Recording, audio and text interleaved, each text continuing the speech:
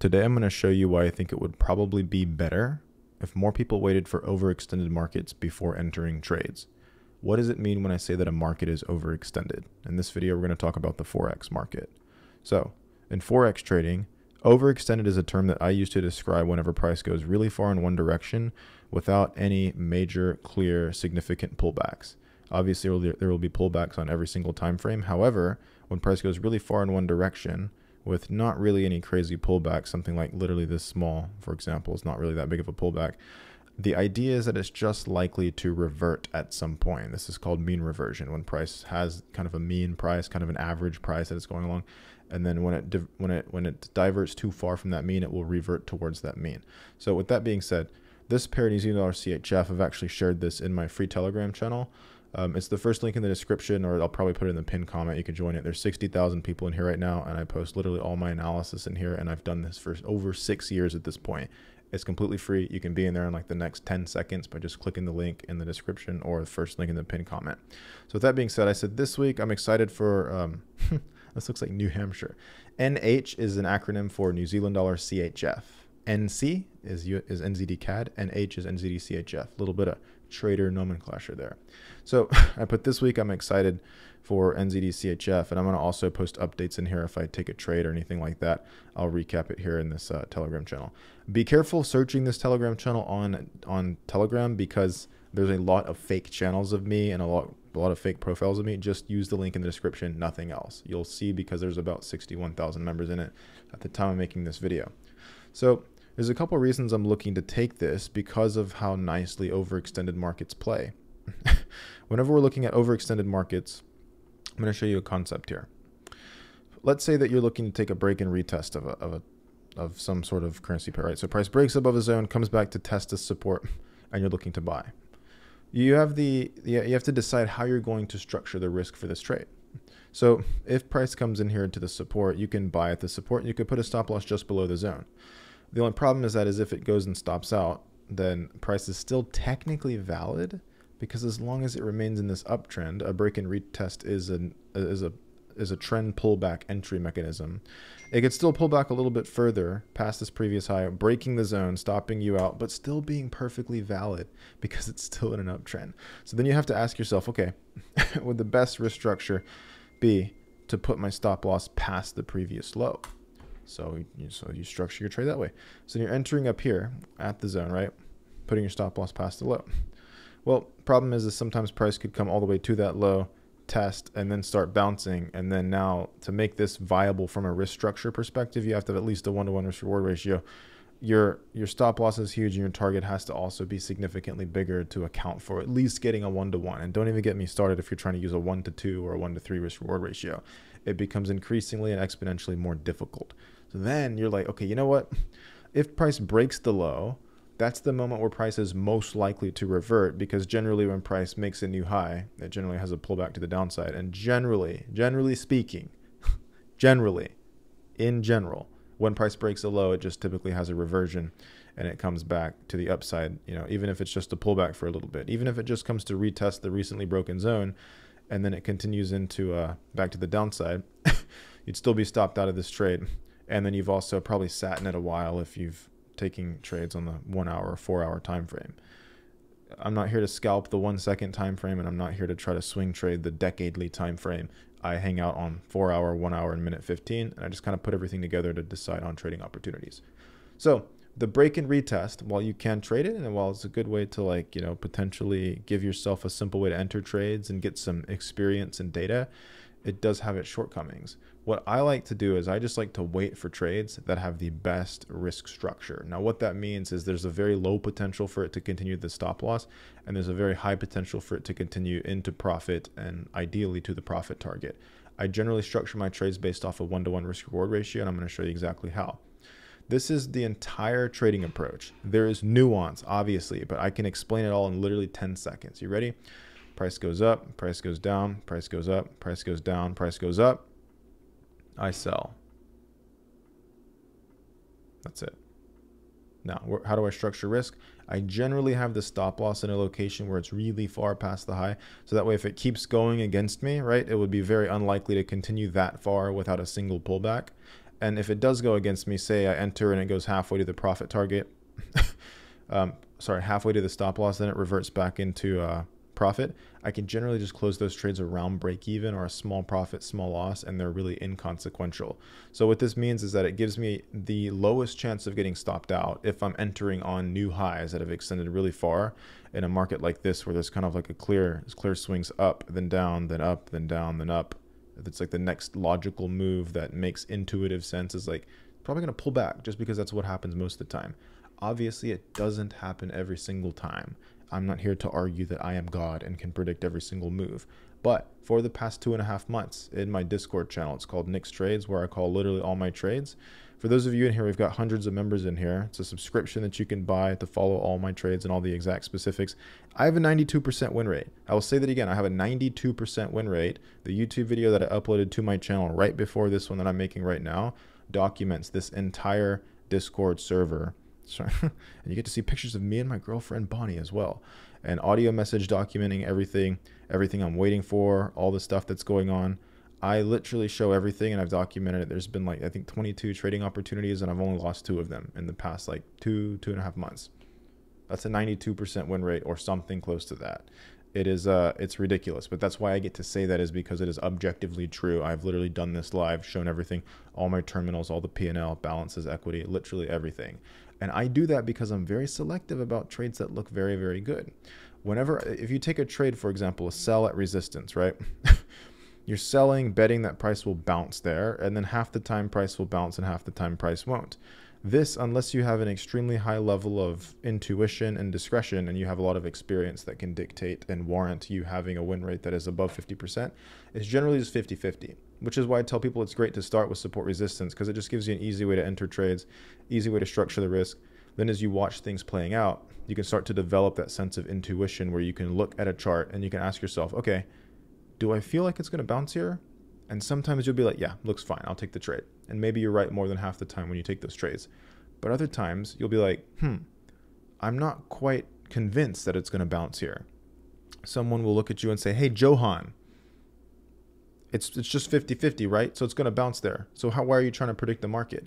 And then you won't be able to respond. You'll be like, well, I just have a feeling it's not going to bounce there, so I'm not going to take this trade because I don't think it would present a good risk structure, and I don't think the win rate would be above 50% for this specific situation. Here's the thing. You just can't explain it. You don't know how to put it into words. It is your subconscious dictating your actions, and your subconscious, by the very nature of the term, is subconscious. It's like an unconscious process that occurs naturally in your brain, and it's based on your experience, almost like your defense mechanism.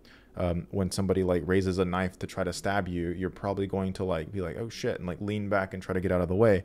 And this all happens unconsciously / subconsciously without you being able to consciously be aware of what your thoughts are and what your actions are. It just happens. So this is the same way in trading. After you've done it long enough, you get a weird feeling, and this feeling is called intuition, where you're like, I'm not going to take that trade because I don't think it'll bounce, so I'm just going to stay out of it. The reason I trade the way I trade is based purely on intuition. I know, I'm not an idiot. I've seen this happen over and over again. People trade head and shoulders patterns, right? Which is just simply a sell at support after price has tried to break past it. Price went to like a high, it made a high, tried to break past it, failed, came back below it, then came back to test it and start to bounce.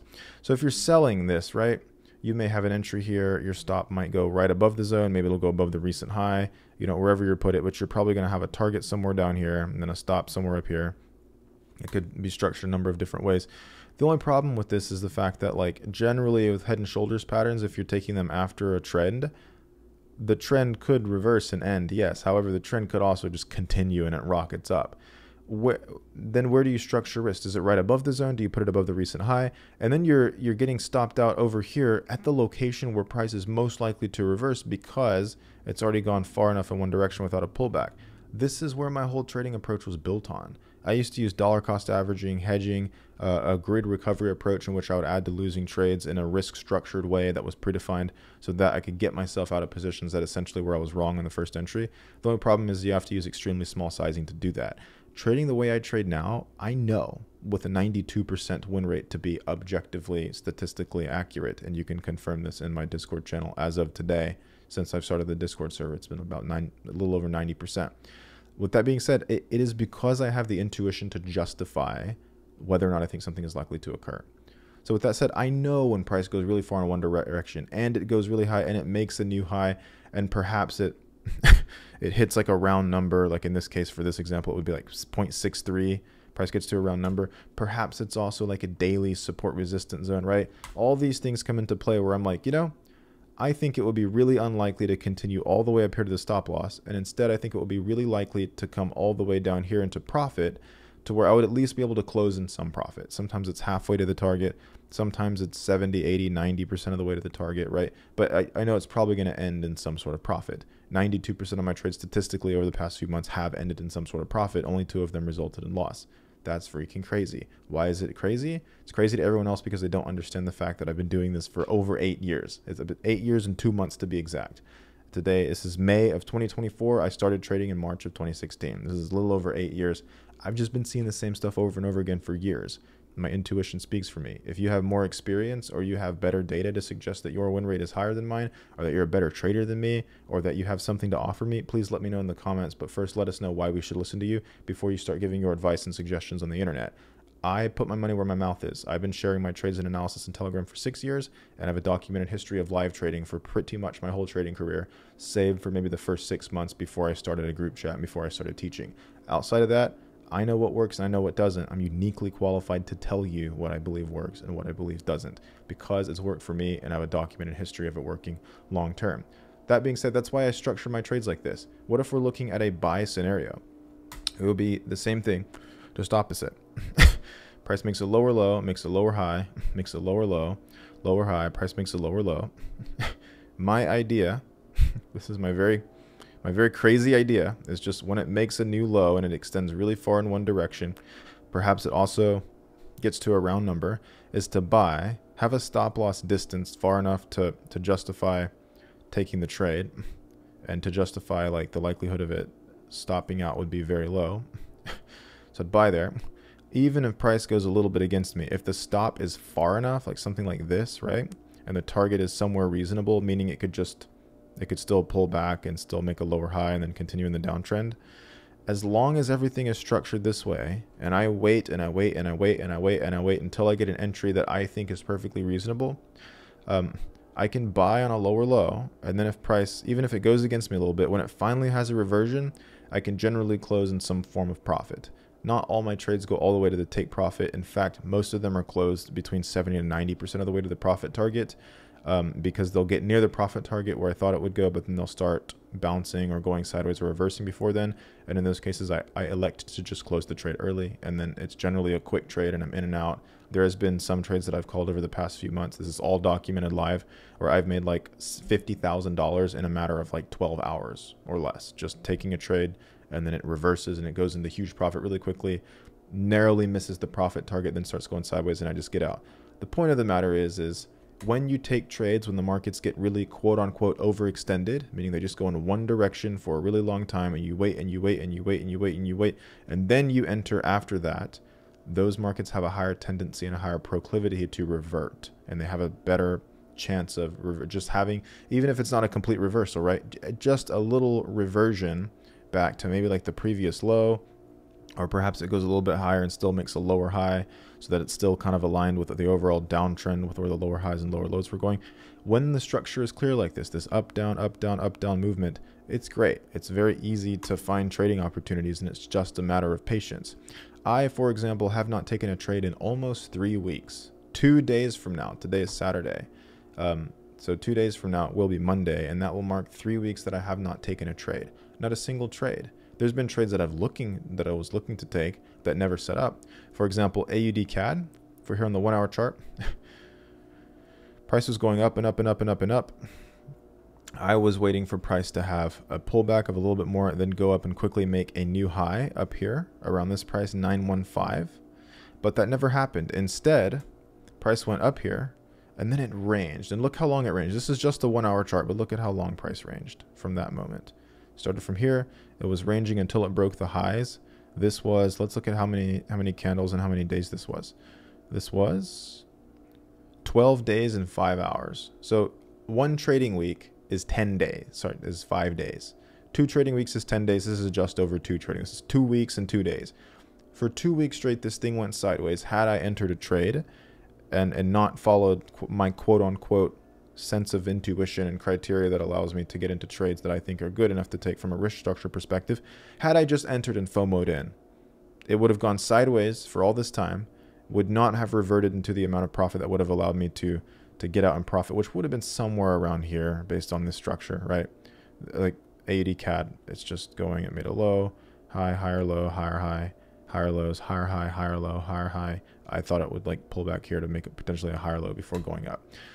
That wouldn't have happened. I would have been sitting in this trade for over 2 weeks, and then it would have pushed up above and probably stopped me out, or at least been in drawdown, and I probably would have closed it at some point and would have resulted in a loss. This is after 2 weeks of holding a large position that would have happened, paying all the swap fees and paying the commission and waiting and all the time and margin tied up in a trade that wasn't working, only to have it not work out. There's a reason I have a 92% win rate right now. Perhaps this will go lower. Perhaps it could even go higher in the future. I just don't know. We'll need to give it like the rest of the year to be able to determine whether or not this is actually happening. But knowing what I know about the markets and waiting for things that I need to wait for in order for a trading opportunity to be justifiable and viable to take from a risk structure perspective and from a sense of intuition where I know the likelihood of it working out is very high, this is why I wait for trades like this. This is why I'm so patient, and this is why I haven't taken a trade in almost 3 weeks. Had I done anything, even on other pairs, there was AED JPY, which people were hell-bent would continue down. That didn't continue down. I sold up here. It went a little bit against me. This is where I told you at the... This is where I made YouTube videos about this, so you guys can watch all this. This went into some drawdown. It went halfway to the stop. Then it reverted into huge profit. Then it went even further. I had closed in here, and then it ended up coming all the way right back up and gone up. I don't try to be a hero. I take the little reversion when it happens. A lot of people are also asking me, why aren't you selling at resistance, Nick? Because it's at resistance, right? It's just had a strong reaction there, right? This is why. I know that the safest move is to wait for price to extend really far in one direction without a pullback. Generally, that doesn't happen at previous highs. Generally, that happens when price makes a higher high, then it reverts. And then again, we've gone up here, we're at the previous high. I'm waiting for a higher high. You see this alert on my chart right here at 107? If price gets there, that will create a great trading opportunity. Because think about it. When price goes up and makes a new high, under normal market conditions in steady state markets, save for extreme economic news releases and extreme fundamental events like pandemic or like Brexit or like a US presidential election or, you know, World War III and everybody's dying and getting blown up with nuclear missiles. Aside from those instances, most of the time when price makes a new high and it goes really far in one direction, it just generally pulls back. That's all I'm saying. So I just wait for stuff like that, and then I risk high amounts of money on that, anywhere from $30,000 to $60,000 the past 3 months. So when price goes up to here, if this happens, right, most of the time it won't, but if it does happen, and it happens relatively quickly and kind of how it's going right now, my trade will look something like this. Now, the actual trade, if this even sets up to begin with, this is all just arbitrary speculation. It could be a little bit different, right? It could be lower, it could be a little bit higher, could still be here, but maybe the invalidation's bigger and thus the profit target extends a little bit bigger. But it will look something along the lines of this. And what would I be expecting to happen, right? The same damn thing that the pair's been doing for months. Higher highs followed by higher lows, followed by higher highs, followed by higher lows, and it just does it over and over and over and over and over again. I'm not crazy or ridiculous for thinking this is going to happen, right? Aside from the fact I have all the experience doing it, you be your own judge. Create your own belief system. Look at what price does. Go into back testing on TradingView replay mode, and I've done this multiple times on my YouTube channel as well. You could see if you scroll back in time. In the TradingView replay mode where I've modeled this system, which is just buying new lows and selling new highs and using a risk structure where I wait for price to go really far first and I just wait till it's gone painfully far, then I enter. And then on top of that, I have a huge invalidation. I don't try to smother the trade. I allow it to go, if it's going to go a little bit against me, I allow it the room to do that before the potential reversion. And then the potential target is generally easy to hit because generally when I enter, it starts collapsing immediately and going into profit. And then another minority percentage of the time it ends up going into some drawdown, at which point it'll come back, go into some profit, and I'll just close it thinking it might continue back up again, or I'll close it at break even, which has happened a couple of times over the past few months.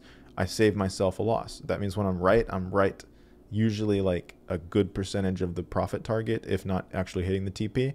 And then when I'm wrong, it's generally like kind of a break even or even a small profit in some cases.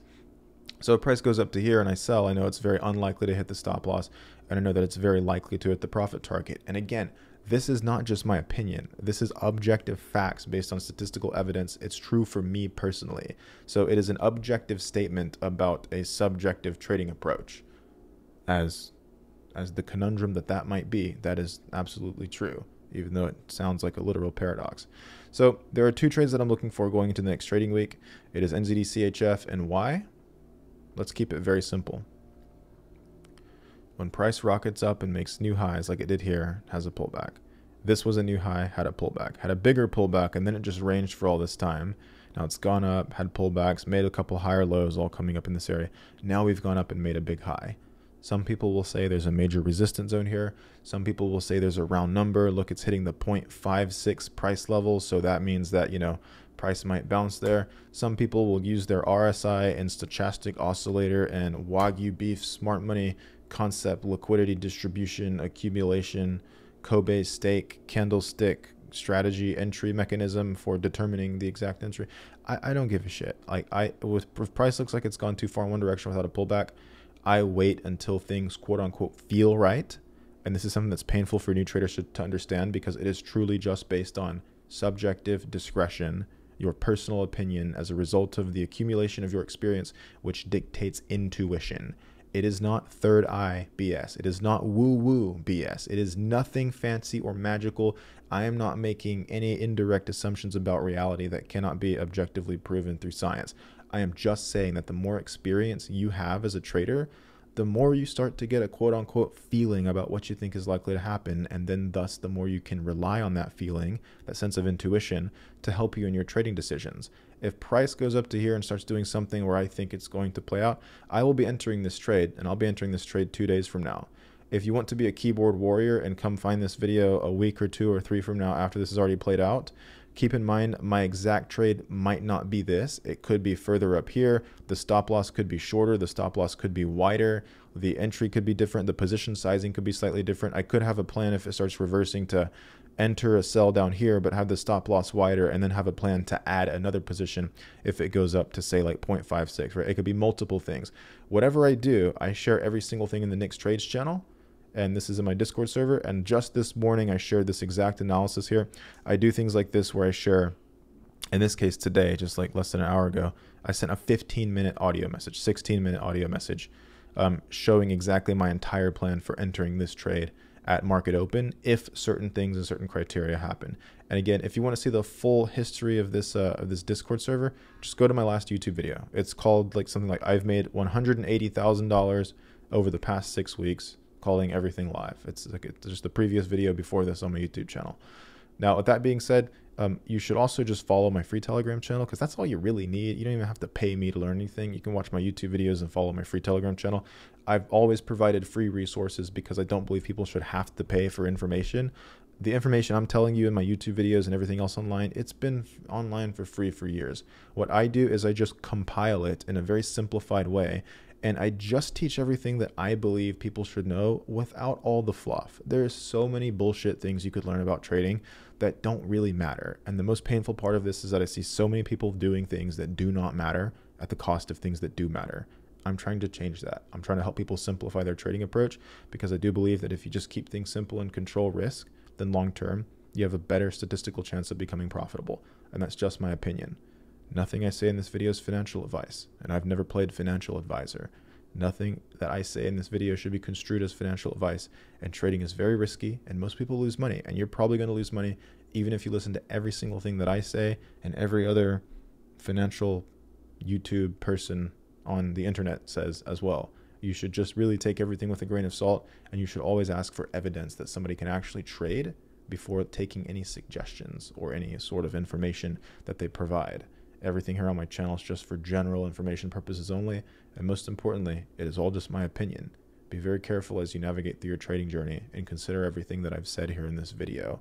Then you can come to your own conclusion, your own opinions, and your own beliefs about what's best for you. In my opinion, if I were you, I'd use a demo account to trade for like the first year, just so you can get a feel for everything, and you're doing it without any risk to your own capital. Then maybe consider going live once your risk tolerance is kind of aligned with whatever it is you want to risk per trade, and whatever you're comfortable losing. So with that said, if you enjoyed this video, do whatever the hell you want. I'll see you in the next one.